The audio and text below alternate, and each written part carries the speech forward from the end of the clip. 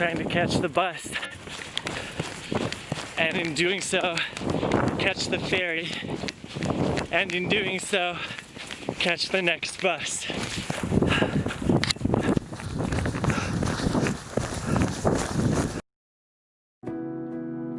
We decided that we were going to try to push to get to Trolltunga a day earlier than we had anticipated. Buses, trains, hitchhiking. It was like by the time we started hiking, the sun had already started to set. Getting to Trolltunga at sunrise before all the tourists who do it as a day hike there and back. Sarah was on the rock and I was taking photographs just as the sunbeam reached the very edge of the rock. And by the time we were eating our breakfast and waiting for the sun to finally fill the valley, a lineup had started of the first 30 hikers.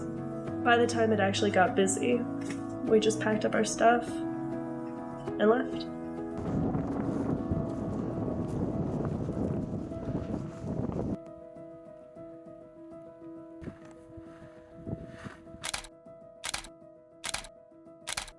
We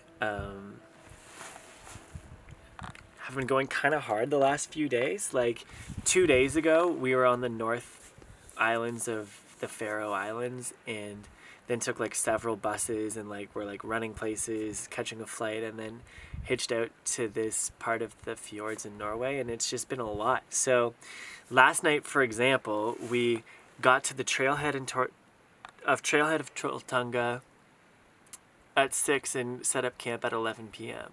and then woke up around sunrise, took a bunch of pictures, and then hiked out here. So it is only 3 in the afternoon, but right now we're talking about just calling it right here, and that's why I nearly fell asleep. So of all the places to be stuck at 3 in the afternoon, this is not a bad one. Of all the people to be stuck with, you certainly could be worse. And yeah, it's just good vibes right now.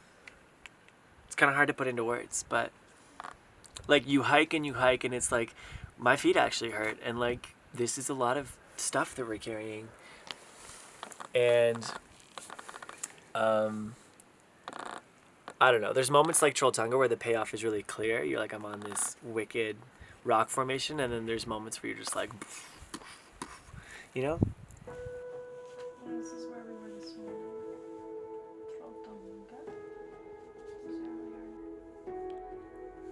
I think probably halfway through the Hardangervidda, and this particular day we woke up surrounded by cloud, and we walked all day up and down across just bare rock and glaciers.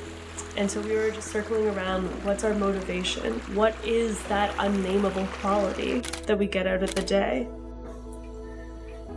I've been writing down the high of every day for between 2,000 and 3,000 days. So the days on the trip just felt jam-packed, especially the days with beautiful weather where we would count the kilometers, and take every shot that we could and eat lunch in beautiful places and then sleep and then wake up the next day. There was this real sense of fullness. And that has to do with our attitude. That has to do with the way that we looked at this trip. Was we've got to get as much out of this as we possibly can. So that for me is something to take away, is we put so much time and effort into taking ourselves into extraordinary places, but really what makes us special is the attitude and the intention that we set. And that attitude and that intention is not specific to Iceland. It's not specific to Faroe or Norway or traveling at all. That attitude is as simple as how I wake up every single morning. And I get to choose that every morning. I choose that possibility every day.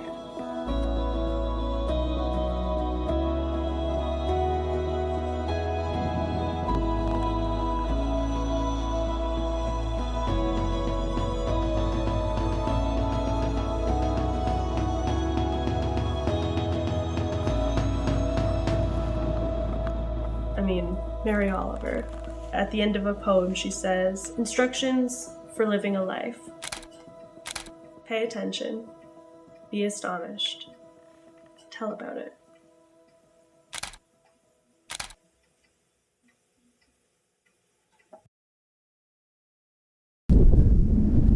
So we're trying to get to the other side of that.